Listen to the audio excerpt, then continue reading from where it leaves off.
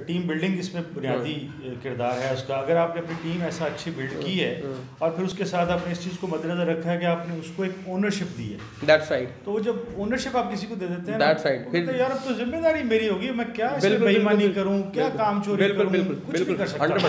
100%। फिर उसकी लॉयल्टी का लेवल जो आपको मिलता है उससे आप बड़ा अच्छा अटेन करते हैं। असल में स्केलेबिलिटी जो है ना, स्केलेबिलिटी किसी भी बिजनेस की, वो इवेंचुअली हम इस बात को अच्छा समझें, बुरा समझें, पाकिस्तानी रिसोर्सेज समझें, फॉरेन के या किसी भी इंसान के अच्छे बुरे एट्रीब्यूट्स की बात कर लें या कुछ भी बात करें, इवेंचुअली स्केलेबिलिटी जो सी है वो डेलीगेशन से ही होती है।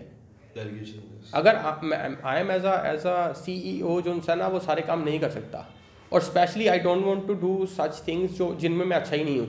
फर्स्ट ऑफ ऑल तो मैं वो नहीं करना चाहता, मैं हर चीज़ में अच्छा नहीं हूँ, हो ही नहीं सकता। सो जिसमें मैं अच्छा नहीं, फर्स्ट ऑफ ऑल तो मुझे वहाँ पे अच्छे लोग हायर कर लेने चाहिए, सिंपल सी बात है, ताकि मैं अच्छा बन सकूँ। सही है। और दूसरी बात कि अगर उसके बाद सेकंड फेज में कोई ऐसी चीज़ भी मेरे साइकिल के अंदर एग्जिस्ट करती है जो मोनोटनी है एज अ CEO, जो टास्क ना यहाँ से गिलास उठाया यहाँ रख दिया, सुबह उठा फिर गिलास उठाया यहाँ रख दिया, सुबह उठा फिर गिलास उठाया, वो मुझे रिमूव करने हैं। अगर मैंने स्केल करना है, वो काम तो कोई भी कर सकता है, इट्स ना कोई उसमें आर्ट तो है नहीं। हाँ, चैलेंजिंग जोन सी सिचुएशंस हैं ग्रोथ के अंदर ना, वो मेरा काम है। सो एज अ कंपनी आपको भी, मैं जब लास्ट टाइम गया था, मुझे जो एक ऑब्जर्वेशन थी वो ये थी कि फर्स्ट ऑफ ऑल आपको ना इस बैरियर को जो है ना, वो अपने माइंड से निकालना पड़ेगा ग्रोथ के लिए ना।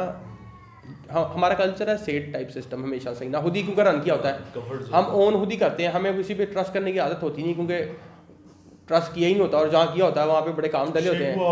हाँ, तो वो शेकी ना, वो फिर आप कहते हैं कि नहीं मैं बैठूंगा यहाँ पे 12 घंटे मैं ही करूँगा, मैं नहीं हिलने देना कुछ। और मैं जब मैं टाइम कम करता हूँ ना, मेरे बिल ट्रबल में आ जाते हैं, जब मैं टाइम कम करता हूँ मेरे। लेकिन वो उसको करने का तरीका है ना, फिर उसको करने का तरीका कि आप सिस्टम में, जिस तरह से उन्होंने कहा कि आप ऑनरशिप भी देते हैं, डेलीगेट भी करते हैं, और फिर अगर अकाउंटेंट का काम अकाउंटेंट ने करना है तो वो 25,000 रुपये आपने देना ही देना है।